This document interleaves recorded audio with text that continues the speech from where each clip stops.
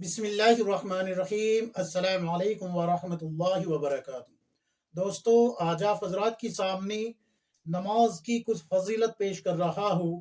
دیکھیے، جب ہم کسی پریشانی میں کسی مصیبت میں گھرتے ہیں تو ہم کیا کرتے ہیں؟ یا تو عاملوں کے پاس جا کے تعویذ گنڈے کراتے ہیں، یا کسی سے کہہ دیتے ہیں کہ حضرت دعا کر دیجئے۔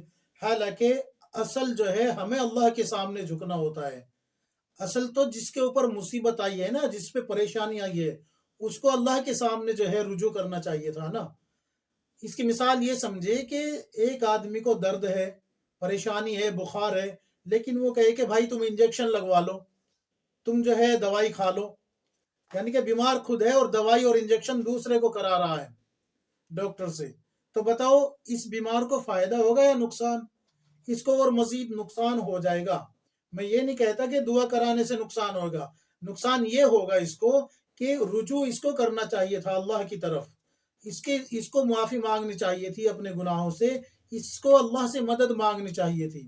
بہرحال میں آپ حضرات کے سامنے بتا دیتا ہوں کہ جیسی بھی پریشانی ہو، کیسے بھی حالات ہو، کسی بھی حالات سے گزر رہے ہو، اللہ کے رسول صلی اللہ علیہ وسلم کا قول ہے، اللہ کے رسول صلی اللہ علیہ وسلم کا فعل ہے، اللہ کے رسول صلی اللہ علیہ وسلم خود کیا کرتے تھے، یہ سن لیجئے۔ حضرت حذیفہ رضی اللہ عنہ راوی ہے، ارشاد فرماتے ہیں کہ نبی کریم صلی اللہ علیہ وسلم کو جب بھی کوئی سخت پریشانی، سخت امر پیش آتا تھا تو آپ صلی اللہ علیہ وسلم کیا کرتے تھے؟ نماز کی طرف متوجہ ہوتے تھے، نماز پڑھتے تھے۔ ہاں، اور ہم کیا کرتے ہیں؟ ہم عاملوں کے چکر کاٹ رہے ہوتے ہیں۔ حالانکہ نماز میں اللہ تبارک و تعالیٰ نے تمام پریشانیوں سے نجات رکھی ہے۔ آپ نے اذان تو سنی ہے نا، پڑھتے ہیں اذان مسجد کے اندر، سنی ہوگی، خواتین بھی سنتی ہے، گھروں میں مرد حضرات بھی سنتے ہیں، بچے بھی بوڑھے بھی سبھی سنتے ہیں۔ اس میں دو الفاظ آتے ہیں، حی علی الصلاۃ، او نماز کی طرف، حی علی الفلاح، او کامیابی کی طرف۔ تو یہ جو آیا ہے نا، او نماز کی طرف، او کامیابی کی طرف، تو یہ جو کامیابی ہے، یہ دونوں جہاں کی کامیابی ہے، دنیا کی بھی اور آخرت کی بھی۔ لیکن افسوس کہ ہم کامیابی بازاروں میں اور مارکیٹ میں اور کاروبار میں ڈھونڈ رہے ہوتے ہیں، جبکہ کامیابی کہاں پر ہے؟ اللہ کے حکم کو پورا کرنے میں۔ یہ جو بازار سجے ہوئے ہیں، ان سب کی جو رونق ہے، یہ اسی وقت تک ہے جب تک اللہ چاہ رہا ہے۔ آپ کا کاروبار اس وقت تک رکا ہوا ہے یا چل رہا ہے جب تک اللہ تبارک و تعالی چاہ رہا ہے۔ جب تک ہم اللہ کا حکم پورا کرتے رہیں گے، تب تک اللہ کی طرف سے خیر آتی رہے گی۔ اور ایک بات اپنے ذہن نشین کر لیجئے، اللہ کی ناراضگی کی پہچان یہ نہیں ہے کہ وہ آپ کے رزق کو تنگ کر دے یا بند کر دے۔ اللہ کی ناراضگی کی پہچان یہ ہے کہ آپ سے سجدے کی توفیق چھین لی جائے، ورنہ رزق تو اللہ تبارک و تعالی غیر مسلموں کو بھی دے رہا ہے، اور بظاہر آپ سے زیادہ مل رہا ہے۔ بڑی بڑی بلڈنگوں کے، بڑی بڑی فیکٹریوں کے مالک ہیں۔ کتنے مسلمان ہیں جو غیر مسلموں کے ہاں نوکری کر رہے ہیں، تو بظاہر ان کو رزق زیادہ مل رہا ہے، حالانکہ وہ نافرمان ہے، لیکن ان کو سجدے کی توفیق نہیں ہے۔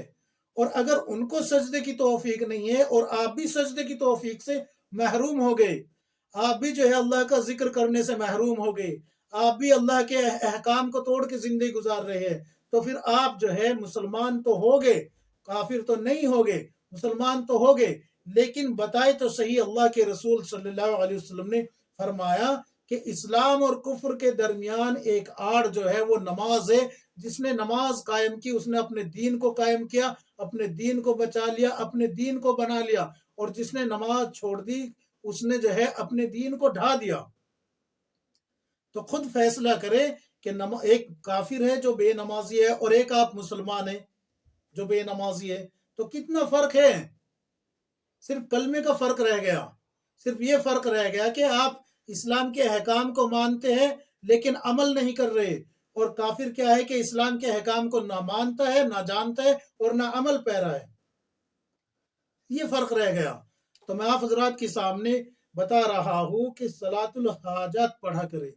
صلاۃ الحاجات، احادیث میں رسول اللہ صلی اللہ علیہ وسلم کا ارشاد ہے کہ جو شخص کسی مصائب میں، مصیبت میں، پریشانی میں گھر جائے، وہ اچھی طریقے سے وضو کرے، وضو کر کے خوب اچھے سے وضو کرے، وضو کو کمال درجے تک پہنچا دے، اور پھر وہ اللہ کے سامنے جا کے کھڑا ہو جائے، 2 رکعت نماز صلاۃ التوبہ صلاۃ الحاجت پڑھے، اور اللہ سے پھر مانگے، جو مانگے گا وہ ملے گا۔ شرط یہ ہے کہ وہ مانگنا اس کے لیے ایسی چیز ہو جو کہ اس کے حق میں بہتر ہو۔ اب کوئی مرد یہ کہنے لگے یا اللہ مجھے عورت بنا دیجئے، تو یہ تو بھائی مانگنا مناسب بھی نہیں ہے۔ کوئی کہنے لگے معاذ اللہ کہ یا اللہ مجھے نبی بنا دیجئے، تو یہ بھی غلط ہے۔ تو جو چیز آپ کے حق میں بہتر ہو وہ مانگے، اور کئی دفعہ انسان ایسی چیز مانگ لیتا ہے جو کہ اس کے لیے اس کی عقل کے مطابق تو فائدہ مند ہوتی ہے، لیکن اللہ رب العزت عالم الغیوب ہے، جانتا ہے، وہ اس کو نہیں دیتا۔ جیسے کہ مثال کے طور پہ ایک بچہ ہے، اس کو نہیں پتا کہ چھری کے کتنے نقصانات ہیں، لیکن وہ ماں سے کچن میں چھری مانگ رہا ہوتا ہے، تو وہ روئے گا، گڑ گڑائے گا، لپٹے گا، پیروں میں پڑے گا، زمین پہ لیٹا لیٹا پھرے گا، چھری مانگے گا، لیکن ماں اس کو چھری نہیں دے گی۔ کیوں؟ اس لیے کہ ماں کو علم ہے کہ اگر اس کو چھری دے دی گئی تو یہ جو ہے اپنے آپ کو نقصان پہنچا لے گا۔ اسی طریقے سے ہم انسان بھی جو ہے لا علمی میں اللہ سے کچھ ایسی چیزیں مانگ لیتے ہیں جو ہمارے لیے اور معاشرے کے لیے تباہی کا سبب بن سکتی ہے۔ اس لیے اللہ تبارک و تعالی وہ چیز نہ دے کے یا تو کوئی مصیبت دور کر دیتا ہے، یا کوئی پریشانی ہٹا دیتا ہے، یا درجہ بلند فرما دیتا ہے، اور آخرت میں اس دعا کو، آخرت کے لیے اس دعا کو محفوظ فرما لیتا ہے، آخرت میں اس کا اجر عطا فرمائے گا۔ تو صلاۃ الحاجات پڑھا کرے، اور سب سے بہتر جو وقت ہے صلاۃ الحاجات کا تو وہ تہجد کا ہے، تہجد میں صلاۃ الحاجات پڑھا کرے۔ امید ہے کہ آپ عمل فرمائیں گے۔ اللہ تبارک و تعالی ہم سب کو کتاب و سنت کے مطابق زندگی گزارنے کی توفیق عطا فرمائے، آمین یا رب العالمین۔